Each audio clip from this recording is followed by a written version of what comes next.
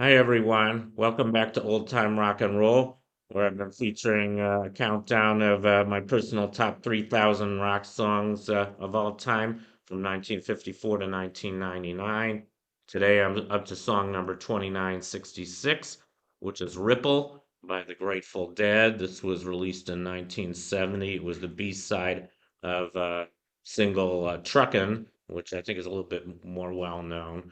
But I think Ripple's a really excellent song too. These are both really good songs. Grateful Dead had a lot of good songs, but not a lot of hits, not a lot of big hits anyway. They weren't a commercial band. They did have a lot of really big concerts, but they didn't release a lot of big hits. I don't think they really wanted to. They had kind of a cult following. I'll get more into that later, but anyway, yeah. And this, both of these songs, Truckin' and Ripple were released on this big album called American Beauty, which also came out in 1970. And here's a picture of the band, the Grateful Dead. They were from San Francisco, Haight-Ashbury area. They kind of got started, I believe, in the Summer of Love '67, along with a number of other big San Francisco bands at the same time. Anyway, yeah, like I mentioned, they didn't have a lot of big hits, but I think the ones that hit the Billboard Hot 100 were Uncle John's Band in '69, Truckin' and 70, along with yeah, Ripple didn't make the top 100, but Sugar Magnolia did in '73, and then The Music Never Stopped in '75.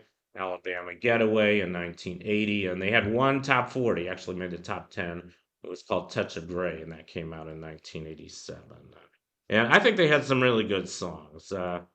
Anyway, I want to talk a little bit more about them. This was one of their logos. They like to use a skull with lightning as their logo, and their fans were called Deadheads. And their concerts were huge events. I mean, this is a picture of one of their concerts in Chicago, and they like to use a lot of kind of psychedelic artwork along with their concerts.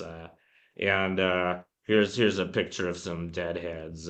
And I actually went to a Grateful Dead concert once. I believe this was New Year's Day 1988 in Oakland, and I was really surprised because my parents actually bought my sister and me tickets to go to this concert. I was amazed they did. I mean, my parents were not rock and roll fans at all, but I guess they kind of knew my sister and I were, and I guess they just figured, they'd buy us some tickets for this concert, and it was pretty amazing. I mean, it was a scene like this. It was a nighttime concert, but it was at the Oakland Coliseum. And before we even got into the Coliseum, there was just a huge, group of deadheads kind of camping outside like these guys. And, they were selling all this paraphernalia. A lot of them were, I guess, exchanging drugs or trying to buy drugs. It was pretty amazing. I mean, I think that was actually the highlight of going to a Grateful Dead concert, at least for me. I didn't like their music. I remember the concert, and